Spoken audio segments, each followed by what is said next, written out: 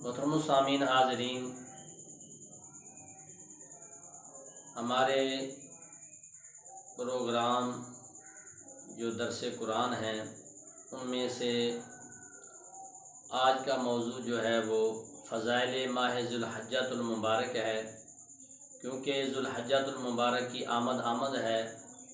سب سے پہلے یہ مسئلہ سماعت فرمائیں کہ ذوالحجۃ المبارک کا چاند نظر آنے سے پہلے مسلمان کو چاہیے کہ وہ اپنے زائد بال جو ہیں وہ کٹوا لیں، منوا لیں۔ اس کا فائدہ یہ ہوتا ہے کہ حدیث مبارکہ میں آتا ہے کہ پیارے آقا صلی اللہ علیہ وسلم کا پیارا ارشاد ہے کہ جو بھی قربانی کی استطاعت نہیں رکھتا، غریب ہے، اسے چاہیے کہ وہ چاند نظر ماہ ذوالحجہ کا چاند نظر آنے سے پہلے اپنے بال جو ہیں، زائد بال، زیر ناف بال، بغلوں کے بال یا سر کے بال وہ کٹوا لیں، اور پورے 10 دن پھر نہ کٹوائے، اور عید کی نماز ادا کر کے پھر کٹوا لے، تو فرمایا کہ اللہ تبارک و تعالیٰ اسے مکمل قربانی کا ثواب عطا فرماتا ہے۔ محترم سامعین، ماہ ذوالحجۃ المبارک کا یہ پیارا مہینہ جو طلوع ہونے والا ہے، اس کے بارے میں پیارے آقا صلی اللہ علیہ وسلم کا پیارا فرمان ہے، جس کے راوی حضرت ابو دردہ رضی اللہ تعالی عنہ ہیں۔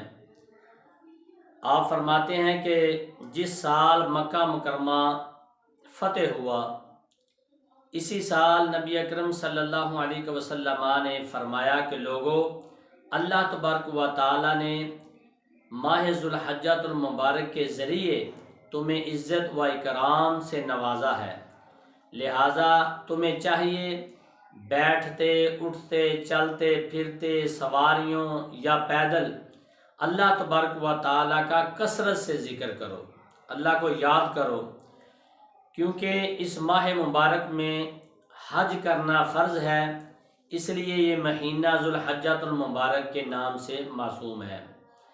اس ماہ میں 3 دن بہت ہی عزت اور عظمت رکھتے ہیں۔ پہلا 8 ذوالحجۃ المبارک، جسے ترویہ کہا جاتا ہے، اور نمبر 2 9 ذوالحجۃ المبارک جسے عرفہ کہا جاتا ہے، اور نمبر 3 10 ذوالحجۃ المبارک جسے یوم النحر بھی کہا جاتا ہے۔ ان کے بعد 3 دن بھی بہت ہی شان و شوکت رکھتے ہیں، جس میں مسلمان نماز کے بعد ایام تشریق یعنی کہ تکبیرات پڑھتا ہے۔ اس ماہ مبارک کے روزے اور نفلی نمازوں کا ثواب بے شمار سے باہر ہے۔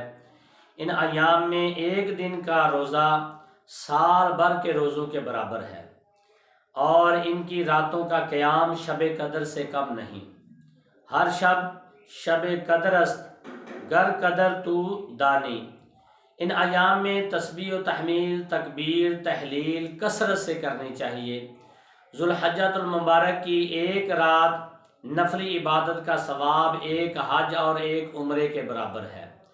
جس ایماندار نے 10 ذوالحجۃ المبارک کی رات ذکر اور عبادت میں صرف کی، گویا کہ اس نے شب قدر کی عظمت کو پا لیا۔